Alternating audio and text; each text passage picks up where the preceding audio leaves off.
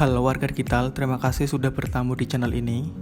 Kali ini saya akan membantu kalian untuk mengatasi keyboard di Windows 10 tidak bisa digunakan untuk mengetik.